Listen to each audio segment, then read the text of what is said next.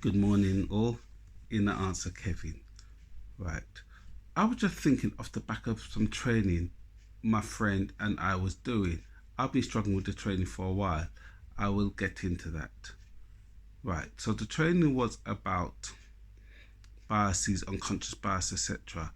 I struggle with the concept mainly because if something is unconscious, it is dead or sleeping. Well, not dead, but it is sleeping within and so forth. We do not know it's there. So for us to suddenly say challenge something which you do not recognize kind of makes no sense. So for me, it's more of a suppressed bias in that if you can bring it to the front, that means you know it's suppressed within you. However, that's a different scenario. What I am going to say is that often my friend talks about we can deliver because we are woken up to the truth and we can see this and we can see that. And my issue with that is once you start talking about somebody you're woken up and you're training other people to wake up, you're presuming that they are asleep. Maybe they know exactly what you know, but they choose not to act on it in the same way as you, which is often what happens with me when people are telling me things. They tell me like they are the authority and I know it already. And so they're assuming that I haven't woken up to that information. And because I do not see it how they see it or interpret it how they interpret it, they have decided that I don't know or I'm sleeping to the reality. And I would say, no, I'm not. And I would also say a lot of the time the people who we are supposed to be training are not sleeping. They actually understand the whole reality, they understand the whole structures. They may choose not to act on it. They may choose to do nothing about it. That's their prerogative.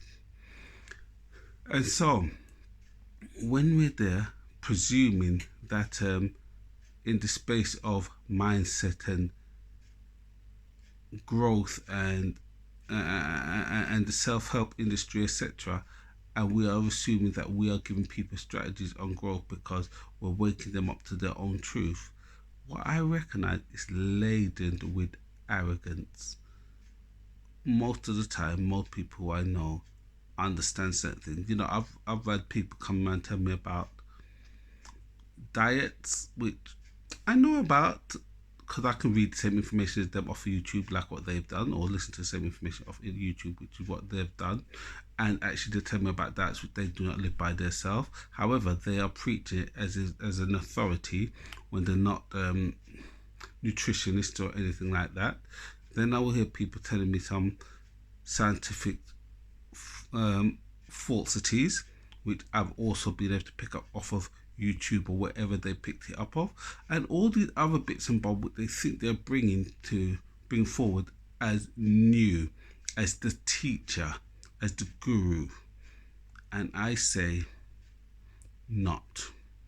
I say we are most of us who put ourselves in the position, we're putting ourselves in the position of arrogance because we happen to upon information and interpret it in a certain way. It doesn't mean that it's factual. It just means that we interpret it in a certain way. And as soon as someone disagrees with the way we see it, we decide that they are wrong and we need to convince them that they should be thinking like us. So go full circle back to the idea of the unconscious bias and so forth. Yes, there are certain prejudices in the world. Yes, there are certain biases in the world. And I'm not saying we shouldn't try to address our own biases. However, we all have different experiences. And I, for one, I know that within the environment I live in, I may well display certain biases, to get by in the world I'm living in the environment I live in. It's not that I don't recognize them, and it's not that I haven't even addressed them in my mind. It's that sometimes we have to live by the way we live to get on in the society we live in. So, that's my message for today. It's probably not as questioning as normal. However, it was something which I feel like I needed to talk about. Thank you very much. Bye for now.